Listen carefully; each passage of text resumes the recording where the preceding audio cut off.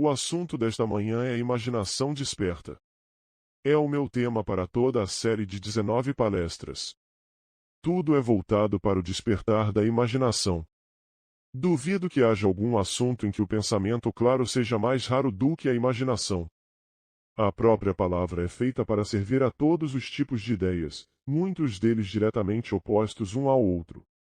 Mas aqui nesta manhã, espero convencê-lo de que este é o poder redentor do homem. Este é o poder mencionado na Bíblia como o segundo homem, o Senhor do céu. Este é o mesmo poder personificado para nós como um homem chamado Cristo Jesus. No texto antigo ela era chamada de Jacó, e há inúmeros nomes na Bíblia, todos conduzindo e culminando na grande flor chamada Cristo Jesus.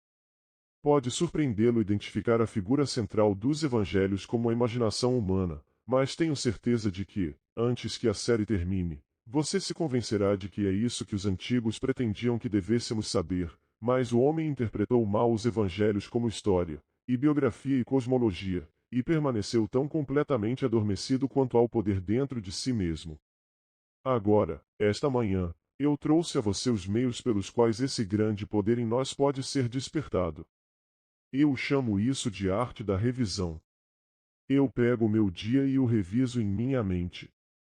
Começo com o primeiro incidente da manhã, passo o dia, quando chego a alguma cena no meu desenrolar do dia que me desagradou, ou se não me desagradou, se não foi tão perfeita quanto pensei que poderia ter sido, paro ali mesmo e reviso. Eu o reescrevo, e depois de tê-lo reescrito de modo que esteja de acordo com o ideal que eu gostaria de ter experimentado, então eu o experimento em minha imaginação como se o tivesse experimentado na carne. Faço repetidamente até que tome o tom da realidade, e a experiência me convença de que aquele momento que revisei e revivi, não retrocederá para o meu passado. Ele avançará em meu futuro para me confrontar conforme eu o revisei. Se eu não o reviso, esses momentos, porque nunca retrocedem e sempre avançam, avançarão para enfrentar-me perpetuando aquele estranho e desagradável incidente. Mas se eu me recusar a permitir que o sol desça sobre minha cólera, de modo que no final de um dia, eu nunca aceite como definitivos os fatos do dia, por mais factuais que sejam, eu nunca os aceito, e revisando-os eu revogo o dia para provocar mudanças correspondentes em meu mundo exterior. Agora, esta arte de revisão não apenas cumprirá todos os meus objetivos, mas quando eu começar a revisar o dia, ela cumprirá seu grande propósito, e seu grande propósito é despertar em mim o ser que os homens chamam de Cristo Jesus. Isso eu chamo de minha maravilhosa imaginação humana. E quando desperta é o olho de Deus e se volta para dentro do mundo do pensamento. E aí eu vejo que o que antes eu acreditava existir do lado de fora, realmente existe dentro de mim. Não importa o que seja, então descubro que toda a criação está enraizada em mim, e termina em mim como estou enraizado e termino em Deus. E a partir desse momento eu encontro meu verdadeiro propósito na vida, e meu verdadeiro propósito é simplesmente fazer a vontade daquele que me enviou, e a vontade daquele que me enviou é esta, que de tudo que ele me deu eu não perderei nada, mas o ressuscitarei. E o que ele me deu? Ele me deu todas as experiências da minha vida. Ele me deu você. Cada homem, mulher e criança que encontro, é um presente de meu Pai para mim, mas eles caíram em mim por causa de minha atitude para com a sociedade, por causa de minha atitude para comigo mesmo. Quando começo a despertar e o olho se abre, e vejo que o todo se torna visível, devo então cumprir o meu verdadeiro propósito, que é a vontade daquele que me enviou, e a vontade é levantar aqueles que permiti em minha ignorância, quando eu dormia, que descessem dentro de mim. Então começa a verdadeira arte da revisão, para ser o homem, independentemente de suas impressões sobre esse homem, independentemente dos fatos do caso que estão todos diante de você. É seu dever, quando você despertar, elevá-lo dentro de você, e descobrirá que ele nunca era a causa de seu desagrado. Quando você olhar para ele e estiver descontente, olhe para dentro, e você encontrará a fonte do descontentamento. Não se originou lá. Agora deixe-me dar-lhe uma história de caso para ilustrar este ponto.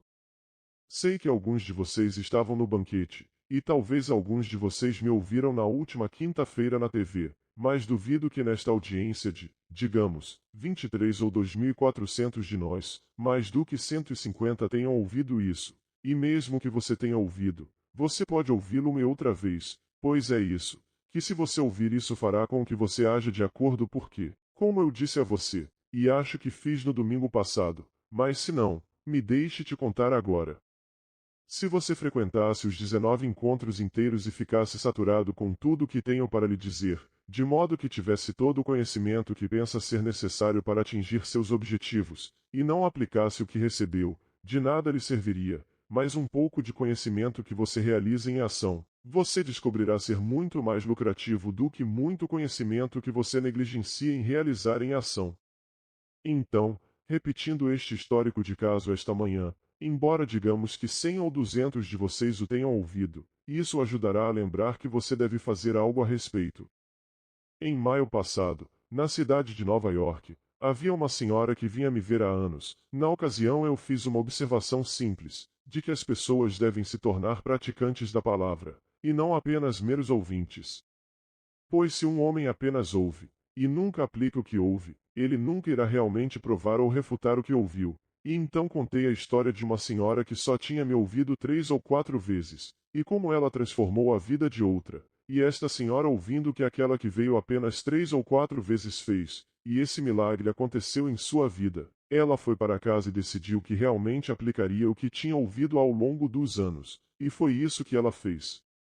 2 anos antes, após uma briga violenta, ela foi expulsa da casa do filho pela nora. Seu filho disse: Mãe, você não precisa de nenhuma prova de que eu a amo, é óbvio. Acho que provei isso todos os dias da minha vida, mas se essa é a decisão de Maria, e eu me arrependo, deve ser minha decisão, porque eu amo Maria e moramos na mesma casa, e é a nossa casa. É a nossa pequena família, e lamento que ela se sinta assim, mas você sabe, essas pequenas coisas culminam em uma explosão como aconteceu hoje. Se essa é a decisão dela, então é a minha. E isso foi há 2 anos. Ela foi para casa e percebeu que, noite após noite, por mais de 2 anos, ela permitiu que o sol descesse sobre sua ira. Ela pensou nessa família maravilhosa que amava, e se sentiu excluída dela, expulsa da casa de seu filho.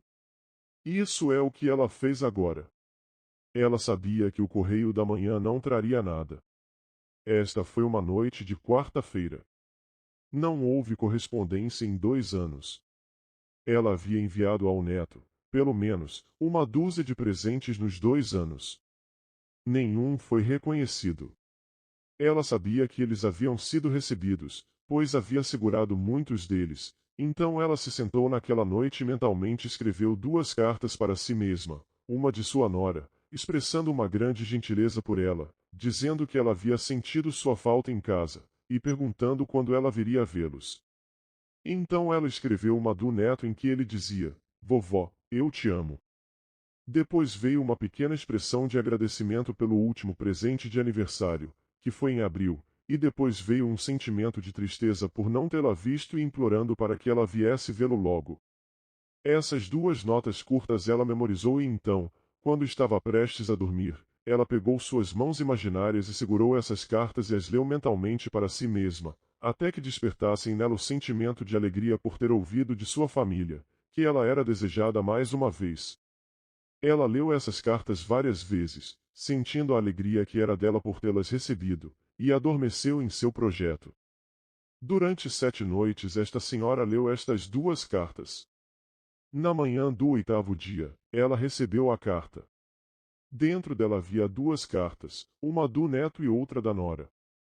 Essas cartas eram idênticas às cartas que ela havia escrito mentalmente para si mesma, 7 dias antes. Onde estava o estranhamento? Onde estava o conflito? Onde estava a fonte do desprazer que era como uma chaga ao longo de 2 anos?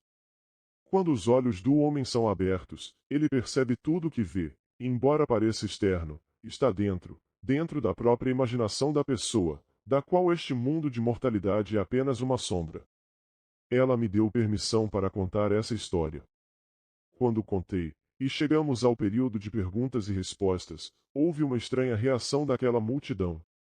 Eles se perguntavam que alegria a vida traria para qualquer um de nós, se tivéssemos que escrever nossas próprias cartas, se tivéssemos que fazer tudo para nós mesmos que aparentemente é feito com alegria, que aparentemente é espontâneo vindo de outro, mas não quero escrever para mim mesmo uma carta de amor de minha esposa, ou de minha namorada ou de meu amigo. Eu quero que ele sinta isso por mim, e expresse isso desconhecido para mim, para que eu receba uma surpresa na vida. Bem, não estou negando que o homem adormecido acredita firmemente que é assim que as coisas acontecem. Quando um homem acorda, ele percebe que tudo o que encontra está separado de si mesmo, e o que ele não compreende agora, ele sabe, porque o olho está aberto, que está relacionado por afinidade com alguma força ainda não realizada em seu próprio ser, que ele escreveu, mas esqueceu, que se deu um tapa na cara, mas esqueceu, que dentro de si mesmo ele iniciou todo o drama que se desenrola, e ele olha para um mundo, e isso lhe parece estranho, porque a maioria de nós, durante o sono, está totalmente inconsciente do que estamos fazendo dentro de nós mesmos. O que aquela senhora fez, todo homem e mulher nesta audiência hoje pode fazer.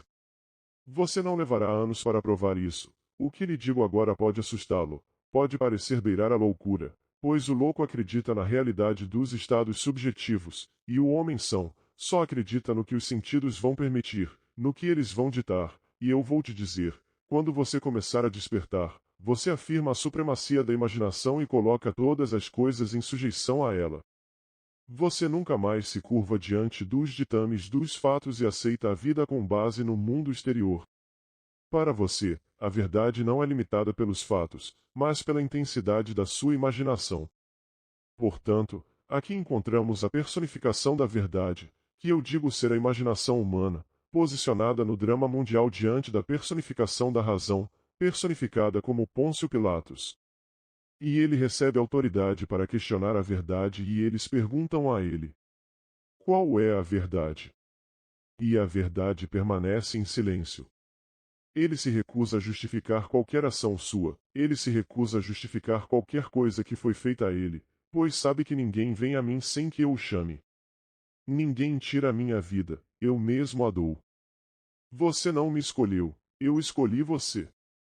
Pois aqui está a verdade, não vendo nada no futuro em pura objetividade, mas vendo tudo subjetivamente relacionado a si mesmo, e ele é a fonte de todas as ações que ocorrem em seu mundo.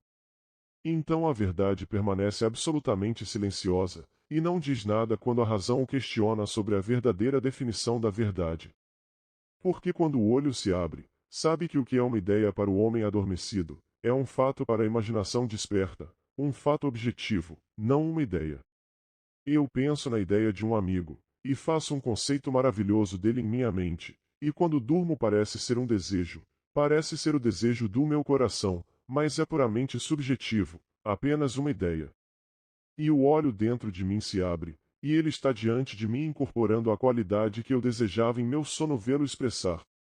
Assim, o que é uma ideia para o homem adormecido, a imaginação não desperta, é uma realidade objetiva para a imaginação desperta.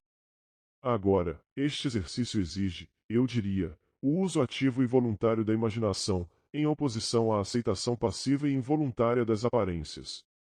Nunca aceitamos nada como verdadeiro e definitivo, a menos que esteja de acordo com o ideal que desejamos incorporar em nosso mundo, e fazemos exatamente o que a avó fez. Mas agora começamos e fazemos isso diariamente. Você pode obter seus resultados amanhã, pode vir no dia seguinte, pode vir em uma semana, mas garanto que eles virão. Você não precisa de um laboratório estranho, como nossos cientistas, para provar ou refutar essa teoria. Aqui, em 1905, um jovem surpreendeu o mundo científico com sua equação que ninguém poderia sequer testar.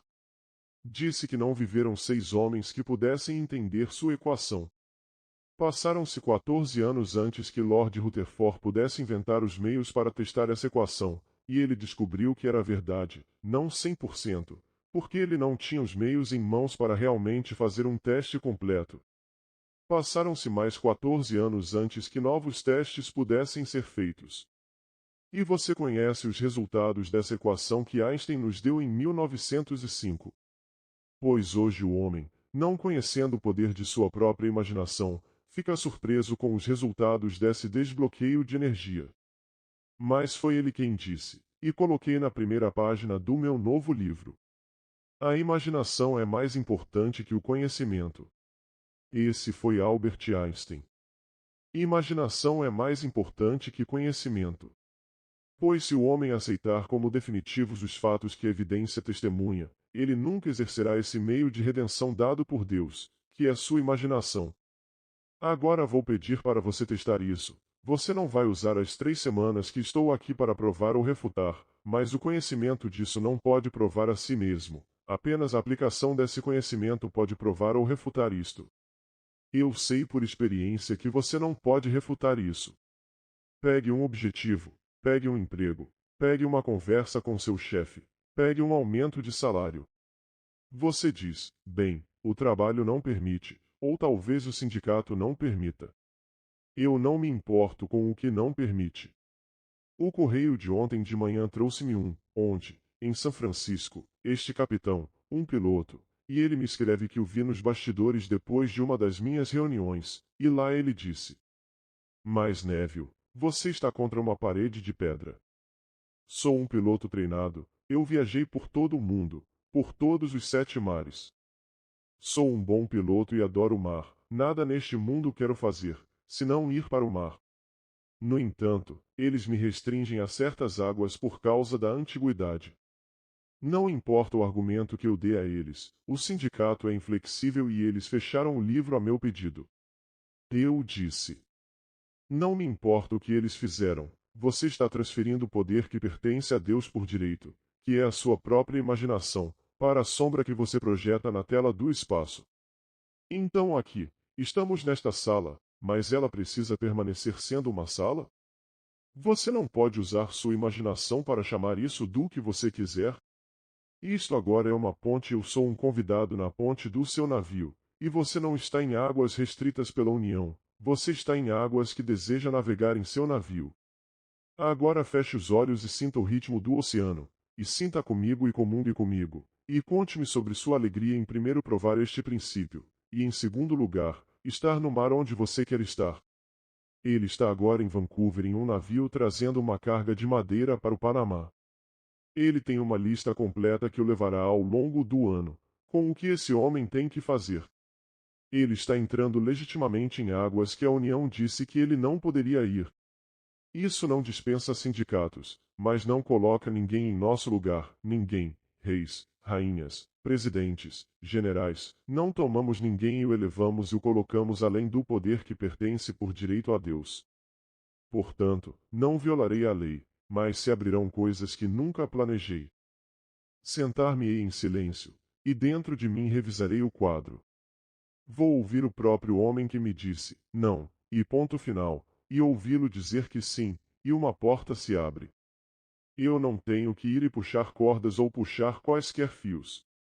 Eu invoco este maravilhoso poder dentro de mim, que o homem esqueceu completamente, porque ele o personificou e o chamou de outro homem, embora seja uma imagem gloriosa de um homem, mas esse não é o homem real não está em algum outro mundo.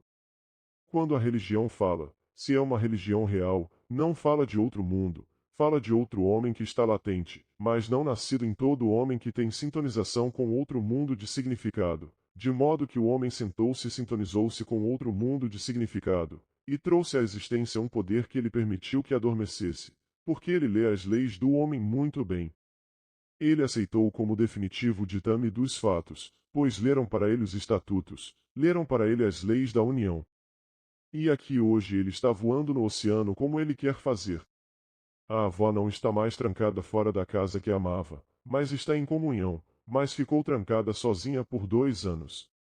E ele ficou trancado sozinho por mais de 18 meses, e queimando dia após dia, permitindo que o sol descesse sobre sua ira, quando ele tinha o poder dentro de si e a chave para destrancar todas as portas do mundo. Digo a todos e a cada um de vocês, que não tiraria de vocês seu conforto exterior, sua religião, pois todas essas coisas são como brinquedos para o homem adormecido, mas venho despertar em vocês, aquilo que quando desperta vê uma visão totalmente diferente do mundo. Ele vê um mundo que nenhum homem dormindo jamais poderia ver, e então ele começa a elevar dentro de si todos os seres que Deus lhe deu. E posso dizer a você que Deus lhe deu todo o homem que anda na face da terra. Ele também deu para esse propósito, que nada deve ser descartado. Todos no mundo devem ser redimidos, e sua vida individual é o processo pelo qual essa redenção é realizada. Então, não descartamos porque a coisa é desagradável, nós revisamos. Revisando nós o revogamos, e ao revogá-lo ele se projeta na tela do espaço dando testemunho do poder dentro de nós, que é a nossa maravilhosa imaginação humana. E digo humano deliberadamente, alguns querem que eu diga a palavra divino. A própria palavra não significa nada para o homem. Ele afastou-o completamente de si mesmo, e divorciou-se da coisa que agora se curva diante, e chama por outros nomes. Eu digo imaginação humana. Como disse Blake, rios, montanhas, cidades, aldeias, todos são humanos. Quando o olho se abre, você os vê em seu próprio seio maravilhoso todos eles existem, estão enraizados lá. Não os deixe cair e permanecer caídos, levante-os porque a vontade de meu Pai é esta, que de tudo o que ele me deu, eu não perca nada, mas o ressuscite, e eu o levanto cada vez que reviso meu conceito de outro, e o faço conforme a imagem ideal que eu mesmo gostaria de expressar neste mundo. É assim quando faço a ele o que gostaria que o mundo fizesse a mim, e vejo em mim que o estou levantando. E posso lhe dizer o que acontece com aquele homem quando ele faz isso. Em primeiro lugar, ele já está revirado dentro de si. Ele não vê mais o mundo em pura objetividade, mas o mundo inteiro subjetivamente relacionado a si mesmo e o pendura sobre si mesmo. Conforme ele o levanta, você sabe que ele floresce dentro de si mesmo. Quando este meu olho foi aberto pela primeira vez, vi o homem como o profeta o viu. Eu o vi como uma árvore andando, algumas eram apenas como pequenos chifres de cervo, outras eram majestosas em sua folhagem, e todas as que estavam realmente acordadas estavam em plena floração. Estas são as árvores no jardim de Deus. Como nos é dito no modo antigo de revisão no capítulo 61 do livro de Isaías. Vai de beleza às cinzas, vai de alegria ao luto, dê espírito de louvor ao espírito oprimido, para que se tornem árvores de justiça, plantações para a glória de Deus. Isso é o que todo homem deve fazer, isso é revisão. Veja os cinzas quando o negócio acaba, você não pode resgatá-lo, você não pode levantá-lo, as condições são ruins e a coisa se transformou em cinzas. Coloque a beleza em seu lugar, veja clientes, clientes saudáveis, saudáveis nas finanças, saudáveis na atitude para com você, saudáveis em todos os sentidos da palavra. Veja-os adorando fazer compras com você, se você for um lojista, se você é um operário de fábrica, não veja nada te desanimando, levante-o, coloque beleza no lugar das cinzas, pois isso seria cinza se você fosse demitido com uma família para alimentar. Se alguém está de luto, coloque alegria no lugar do luto. Se alguém está pesado de espírito, coloque o espírito de louvor no lugar do espírito de peso e, ao fazer isso e revisar o dia, você se vira, e se virando você aparece. E todas as energias que diminuíram quando você estava dormindo e realmente cego, agora aparecem e você se torna uma árvore de justiça, uma plantação para a glória de Deus. Pois eu os vi caminhando nesta terra maravilhosa, que é realmente o jardim. Nós nos excluímos de nosso conceito de eu e nos recusamos. Como nos é dito no livro de Daniel, nós éramos uma vez esta árvore gloriosa que foi derrubada até a base, e o que antes abrigava as nações e alimentava as nações, e confortava o pássaro e dava algum conforto aos animais do sol do dia, do calor do dia, e de repente uma voz interior disse: Deixe-o ficar, deixe-o permanecer como está, mas não perturbe as raízes. Vou regá-la com o orvalho do céu. E como a rego com o orvalho do céu ela voltará a crescer, mas desta vez crescerá conscientemente, saberá o que realmente é e quem é. Em seu passado era majestoso, mas não tinha conhecimento consciente de sua majestade, e eu o derrubei. Essa foi a descendência do homem. E agora, mais uma vez, brotará de dentro de si e será uma árvore ambulante, uma árvore gloriosa, maravilhosa.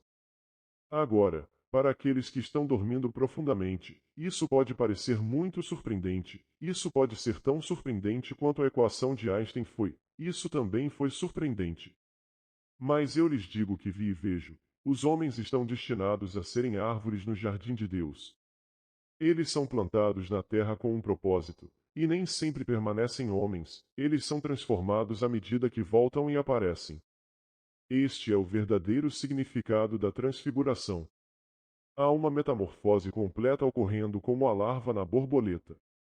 Você não permanece o que parece ser quando o homem está dormindo, e não há imagem mais gloriosa no mundo do que ver este ser humano vivo e animado, pois cada ramo dentro dele é representado por uma extensão de si mesmo chamada outro, e quando ele levanta o outro, aquele galho não apenas se torna folhagem, mas também floresce, e se tornam as flores humanas vivas que florescem na árvore do homem que desperta. Essa é a minha mensagem para você este ano. Eu darei a você para despertar aquilo que dorme em você, pois o Filho de Deus dorme no homem, e o único propósito de ser é despertá-lo. Portanto, não é para despertar isso, por mais agradável que pareça, mas esse homem de bom senso é apenas um invólucro. É chamado o primeiro homem, mas o primeiro será o último e o último será o primeiro. Assim, o que vem a ser o segundo, como Jacó vindo do ventre de sua mãe, ele tem precedência sobre seu irmão Esaú, que veio primeiro. Esaú era aquele assim, ele foi feito de pele e cabelo, e Jacó foi feito um rapaz de pele lisa, mas aquele que vem em segundo lugar, de repente se torna o senhor de todas as nações. Aquele dorme em todo homem nascido de mulher, e é dever de um professor ou de uma verdadeira religião, despertar esse homem, não falar de outro mundo, não para fazer promessas a serem cumpridas além do túmulo, mas para dizer a ele, ao acordar agora, que ele está no céu e o reino chegou agora, neste dia, na terra. Pois ao acordar, ele revisa seu dia e revoga seu dia e projeta uma imagem mais bonita na tela do espaço.